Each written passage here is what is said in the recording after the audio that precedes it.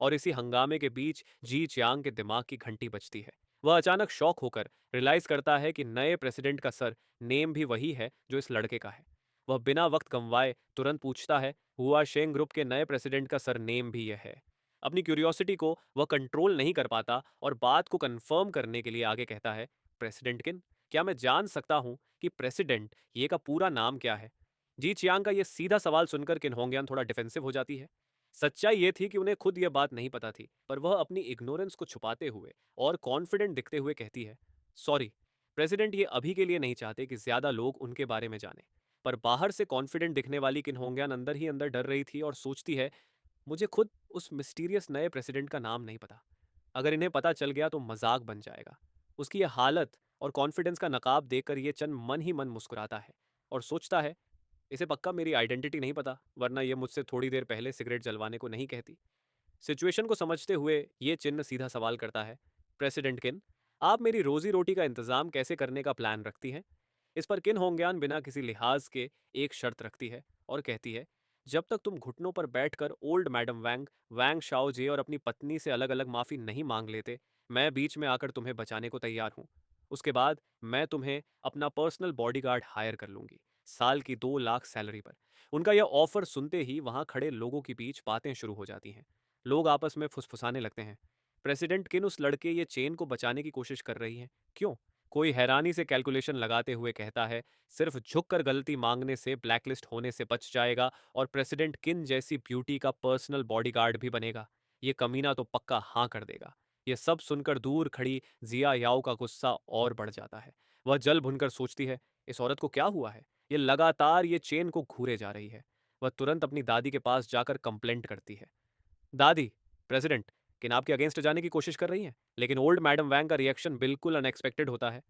गुस्सा होने के बजाय वह किन होंगयान की चालाकी से इंप्रेस होकर कहती हैं, ए, ये औरत बहुत हाई लेवल की प्लेयर है। कोई हैरानी नहीं कि यह इतनी कम उम्र में हुआ शेंग की वाइस प्रेसिडेंट है। वह जिया याओ को सिचुएशन समझाते हुए बोलती है, देखो, ये आसानी से किसी को नाराज नहीं करती और ये किसी भी मर्द को अपना दीवाना और थैंकफुल बना सकती है। अब सबको लगता है कि ये चेन इस गोल्डन ऑफर को हाथों हाथ ले लेगा, लेकिन तभी ये चेन का चेहरा बिल्कुल ठंडा पड़ जाता है और वह बिना किसी हिचकिचाहट के सीधा जवाब देता है, मैं मना करता हूँ। उसका यह दो तुक जवाब सुनते ही जिया याओ की आंखें फटी की फटी रह जाती हैं। किन होंगयान को अपने कानों पर यकीन नहीं होता। वह गुस्से और फ्रस्ट्रेशन से चिल्ला पड़ती है, तुम वह बात दोबारा कहो। उसके दिमाग में यह बात हजम नहीं हो रही थी और वह सोचती है, इस छोटे से घर जवाई ने एक्चुअली मुझे सबके सामने मना कर दिया। तभी अचानक सीन पलट जाता है। ये चेन तेजी से आगे बढ़ता है और किन होंगयान के बिल्कुल पास पहुंचकर उनका कान पकड़ लेता है। वो उनके कान को खींचते हुए जोर से चिल्लाता है, मैंने कहा, मैं मना करता हूं। और यह देखकर किन होंगयान दर्द से चीख पड़ती है। आह! उनका कान सुन पड़ जाता है और चेहरे पर दर्द और शर्म दोनों एक साथ दिखाई देते हैं। ये बदतमीजी देख कर के जी चियांग आपे से बाहर हो जाता है और ये चेन पर उंगली उठाकर चिल्लाता है, तेरी हिम्मत कैसे हुई प्रेसिडेंट किन पर हाथ उठाने की? लेकिन ये चेन बिल्कुल रिलैक्स होकर अपनी हरकत को जस्टिफाई करते हुए मजाक उड़ाते हुए कहता है, मुझे लगा प्रेसिडेंट किनको कम सुनाई देता है, इसलिए मैंने बिल्कुल उनके कान के पास जाकर बोला। अपनी बेइज्जती होते देख किन होंगयान का गुस्सा कंट्रोल से बाहर हो जाता है। वह ये चेन को घूरते हुए चैलेंज करती है, अच्छा, बहुत अच्छा। ये चेन तुम में हिम्मत तो है। और वह मन में गुस्से से उबलते हुए सोचती है, इस घर जवाई को नहीं पता कि इसके लिए क्या सही है। अब बात सीधा धमकी पर आ जाती है। वह ओल्ड मैडम की तरफ मुड़कर सबके सामने अनाउंस करती है, ओल्ड मैडम वैंग, मैं किन होंगयान, हुआशेंग ग्रुप की वाइस प्रेसिडेंट, वैंग फैमिली को सपोर्ट करने के लिए तैयार हूं और मैं यूंजू में ये चेन के सरवाइव करने के सारे रास्ते ब्लॉक कर दूंगी। जैसे ही यह फाइनल अनाउंसमेंट होती है, वहां खड़े गेस्ट्स ये चेन पर हंसने लगते हैं। एक आदमी ताना मारता है, हा हा हा, ये चेन तो बेकार कचरे के ढेर, अप टू बॉडीगार्ड भी नहीं बन सकता। दूसरा आदमी भी हंसती हुई आग में घी डाल देता है और फ्यूचर प्रिडिक्ट करते हुए कहता है, आगे चलकर तेरे पास युंजू में जिंदा रहने का कोई चांस नहीं होगा। हा हा हा, ये सब देखकर जिया याओ मन ही मन सेटिस्फेक्शन महसूस करती है और कहती है, तूने ये सब खुद अपने पैरों पर कुल्हाड़ी मारकर किया है। मैंने तेरे साथ जो भी किया, तुझे बस वो सब चुपचाप से सहना चाहिए था। और ये सब सुनने के बाद जब सबको लगा कि ये चेन हार मान लेगा, वो किन होंगयान से एक टेक्निकल सवाल करता है, किन होंगयान, क्या मैं पूछ सकता हूँ कि आपने जो अभी कहा वह आपका पर्सनल डिसीजन है या वॉशिंग ग्रुप का? किन होंगयान बिना हिचकिचाहट पूरे कॉन्फिडेंस के साथ जवाब देती है, बिल्कुल, ये दोनों का डिसीजन है। इस पर ये चेन उन्हें लॉजिक के जाल में घेर लेता है और कहता है, आप वॉशिंग ग्रुप की वाइस प्रेसिडेंट हैं, प्रेसिडेंट नहीं। तो आपको वॉशिंग ग्रुप का स्टैंड रिप्रेजेंट करने का क्या हक है? ये चेन की ये लॉजिकल बात सुनते ही भीड़ में खुसखुस शुरू हो जाती है। लोग रियलाइज करते हैं कि बात में दम है और कहने लगते हैं, सही बात है। प्रेसिडेंट किन की पोजीशन वॉशिंग ग्रुप में सबसे हाई नहीं है। कोई दूसरा गेस्ट लीगल एंगल से कहता है, लॉजिकली देखा जाए तो वह प्रेसिडेंट के बिहाफ पर डिसीजन नहीं ले सकती। तीसरा आदमी जोड़ता है, वैसे भी उनका आपस में कोई गहरा रिश्ता थोड़ी है। लोगों की ये बातें सुनकर किन होंग्यान को लगता है कि वह फंस रही है।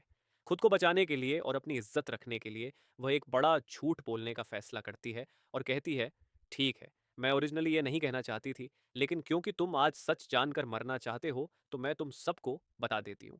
असल में वॉशिंग ग्रुप के नए अपॉइंट हुए प्रेसिडेंट ये मेरे लवर हैं। ये सुनते ही असली प्रेसिडेंट ये यानी कि ये चेन का दिमाग हिल जाता है। वह हैरानी से सोचता है, डैम इट, मैं तुम्हारा किन होंग्यान का लवर कब बना? उसके मुंह से शौक में निकलता है, क्या?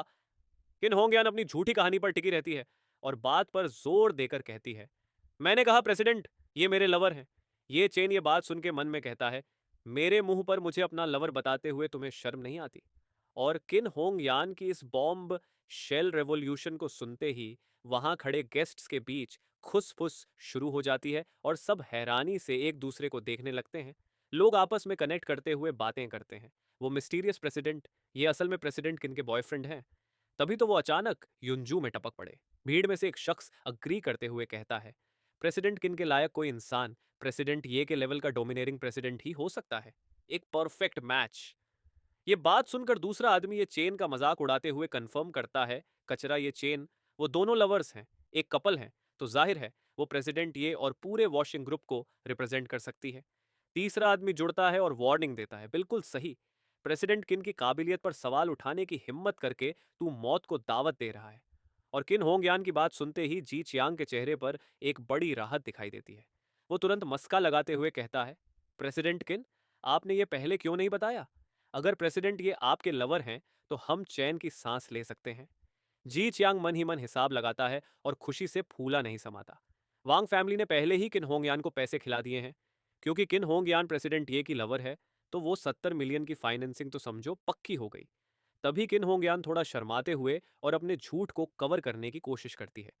वो बात को संभालते हुए कहती है, मेरे बॉयफ्रेंड अपने काम को लेकर बहुत सीरियस हैं। वो हमेशा वर्क और पर्सनल लाइफ को बिल्कुल अलग रखते हैं। बात यहीं खत्म नहीं होती, बल्कि वो आगे बढ़कर फीड से रिक्वेस्ट करती है ताकि यह झूठ पकड़ा ना जाए। इसलिए मैं होप करती हूँ कि आप सब इस बात को सीक्रेट रखने में मेरी हेल्प करेंगे। किन होंग्यान का यह नाटक देखकर ये चेन को अंदर ही अंदर हंसी आ जाती है। वो सिचुएशन की आयरनी को समझते हुए मन में सोचता है, ये औरत, पहले तो इसने बड़ी शान से शो ऑफ किया, लेकिन अब इसे डर लग रहा है कि कहीं बाकी लोग ये बात बाहर लीक ना कर दें, इसलिए इसने अब ये सीक्रेट वाला बहाना बनाया है। उसे हंसता देख किन होंग यान को अपनी इंसल्ट महसूस होती है। वो इरिटेट हो जाती है और पूछती है, तुम हंस किस बात पर रहे हो? ये चेन उसे रियलिटी चेक देने के लिए टांट मारते हुए कहता है, मैंने सुना है कि प्रेसिडेंट ये ना सिर्फ बेहद अमीर हैं, बल्कि हैंडसम और टैलेंटेड भी हैं। हालांकि प्रेसिडेंट किन थोड़ी बहुत गुड लुकिंग है, पर सवाल यह है कि क्या वो प्रेसिडेंट ये की चॉइस होंगी? शायद नहीं, है ना?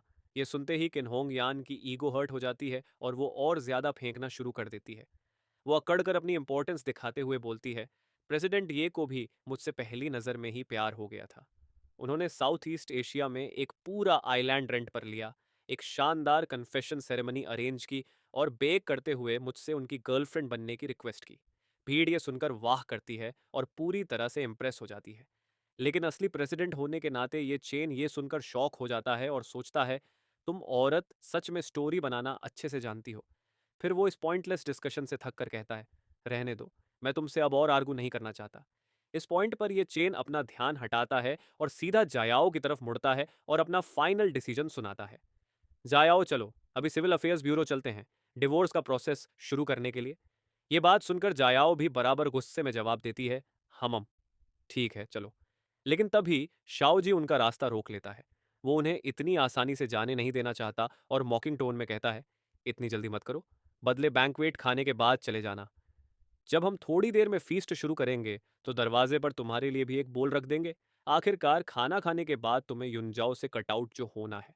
फिर शाओजे माकून की तरफ मुड़ता है और पुराने किस्से को याद करते हुए कहता है, मुझे अभी भी बॉस माई को थैंक यू बोलना है।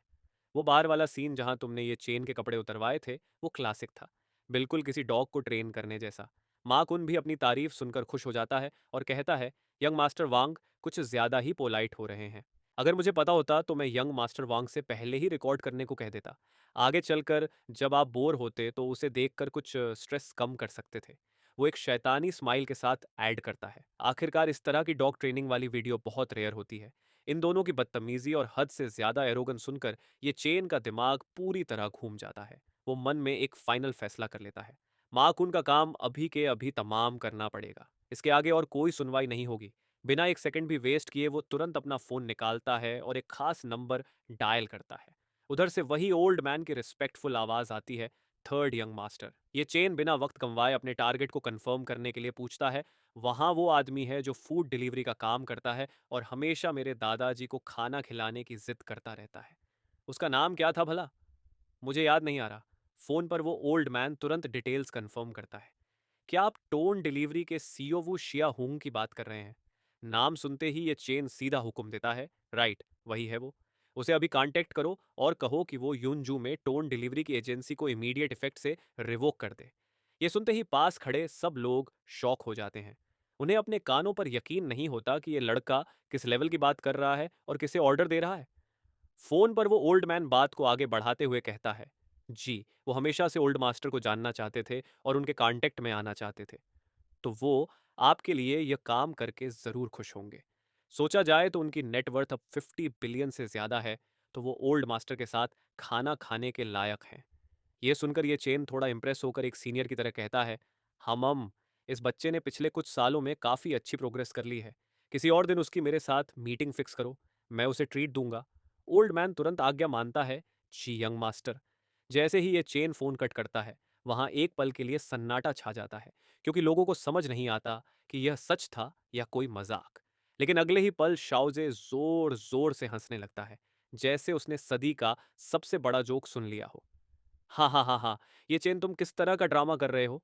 बॉस माँ की एजेंसी रिवोक करवाना? तुम अपने आप को समझते क्या हो? माँ कुन भी ये चेन को नीचा दिखाते हुए उसकी औकात याद दिलाता है और कहता है, बच्चे, तुम्हें शो ऑफ करने के लिए सही टाइम चुनना चाहिए। क्या तुम्हारी ये फेक बातें यहाँ काम आएंगी? तुम जैसे लूजर से कौन डरेगा भला? बात यही नहीं रुकती। माँ कुन आगे बढ़कर ये चेन के दादा की इंसल्ट करता है। तुम्हारा दादा बस एक फार्मर है। सीईओ वू के पास हजारों करोड़ की वेल्थ है। तुम अपने दादा को उनके साथ खाना खिलाओगे? तुम साले किसी सपने में जी रहे हो। जियाओ भी गुस्से से ये चेन को घूरती है। उसे लगता है कि यह सब बस अटेंशन पाने के लिए है और वह कहती है, डिस्गस्टिंग लगता है मुझे। अगर तुम्हारे पास कैपेबिलिटी नहीं है तो नहीं है, ये ड्रामा क्यों करना? लेकिन इधर साइड में खड़ी किन होंग यान की आंखें ये चेन पर टिकी होती हैं। वो बाकियों की तरह हंस नहीं रही थी, बल्कि कुछ गहरा सोच रही होती है। तभी अचानक माहौल को चीरते हुए माकून का फोन बज उठता है और तभी माकून स्क्रीन देखता है और एक्साइटेड होकर चिल्लाता है, ये तो सीईओ वू है। वो तुरंत फोन उठाता है और मक्खन लगाना शुरू कर देता है। सीईओ वू, मैं बस पिछले कुछ दिनों से आपको कॉल करने का ही सोच रहा था, ताकि कॉन्ट्रैक्ट रिन्यूअल पर बात हो सके। लेकिन फोन के दूसरी तरफ से सीईओ वू की गुस्से भरी आवाज आती है, जो सारे इल्यूजन तोड़ देती है। मैं स्पेसिफिकली तुम्हें यह बताने के लिए कॉल कर रहा हूं कि युंजू में तुम्हारी एजेंसी की क्वालिफिकेशन रिवोक कर दी गई है। यह सुनते ही माँ उनके पैरों तले जमीन खिसक जाती है। उसे समझ नहीं आता कि यह क्या हुआ और वह गहरे शौक में आ जाता है। और गाइस, चैप्टर यहां पर खत्म होता है और तब तक के लिए बाय बाय।